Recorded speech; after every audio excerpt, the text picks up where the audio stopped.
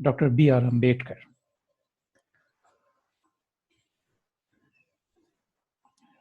Dr. B.R. Ambedkar, in my opinion, is a historical personality, and if we look at the list of leaders from National Freedom Movement, then we possibly find that he is the person in contemporary politics who has become a symbol of political mobilization. And he is a symbol of political mobilization, for political parties of different ideologies. So that's something which you will find interesting. So be it Congress, be it BJP, be it the political parties who especially champion or especially champion to work towards the protection of the interests of the depressed classes. So from different parts of India, regional parties, national parties, in all of them would be found to be using name of Ambedkar or using him as a symbol, using him as a symbol, uh, using him as a symbol, to uh, to mobilize a specific section of the Indian population, and they would expect that out of this mobilization, some electoral gains, can happen, and this is what matters. But beyond that, if we are trying to understand the ideas of V.R. Ambedkar, so be it his understanding of the sociological aspect of the caste structure in India, or be it his attempt to understand the economic problems of a colonial society like India, or be it his position as a political leader, which will bring him in direct confrontation with a person like Gandhi, for instance. So we will find that certainly Ambedkar did intervene in the whole narrative of India's socio-economic and political development, which in fact would give a new dimension to the understanding of politics, economy, and society.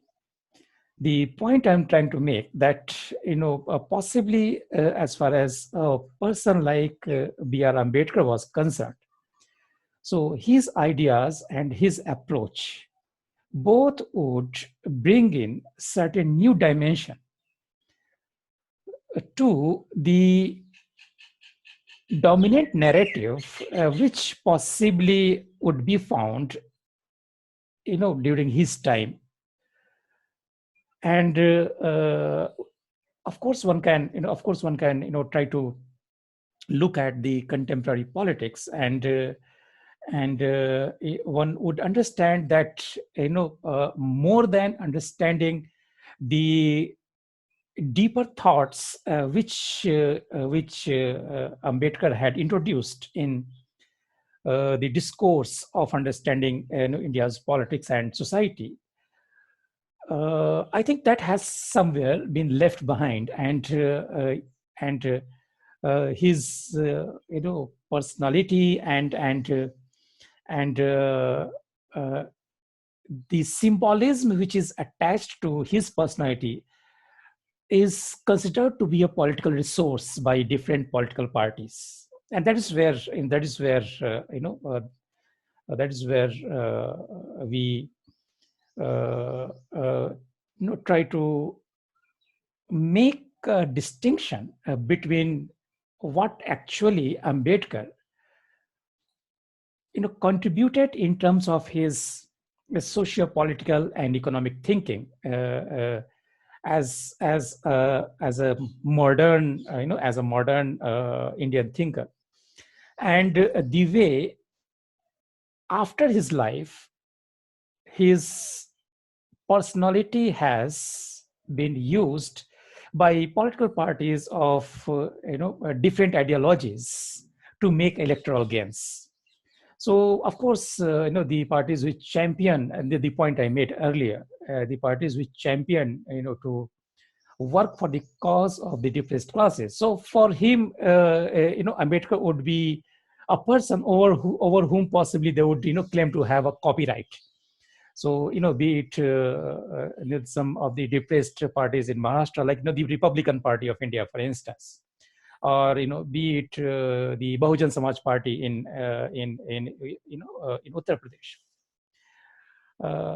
But the point that has to be kept in mind that as far as Ambedkar is concerned, Ambedkar no more remains a a person who is considered to be confined within one political group, or Ambedkar as a personality has not been attached to one specific region, right? So the personality of Ambedkar would transcend different political parties, boundaries, and regions. And that is where possibly, one can understand him kind of national symbol, right? National symbol. Wherein this may have twin effects in terms of either as a source of unity and mobilization among a section of Indian population. That would be one. But the second kind of influence, or the second kind of rather result to be seen, that the way the point I'm trying to make again and again, right, and the point I'm trying to highlight and emphasize, that the way different political parties of the day would use his personality for narrow political gains, instead of trying to understand the deeper thoughts and larger approach that Ambedkar might have taken during his time. Now, Ambedkar was a very learned person.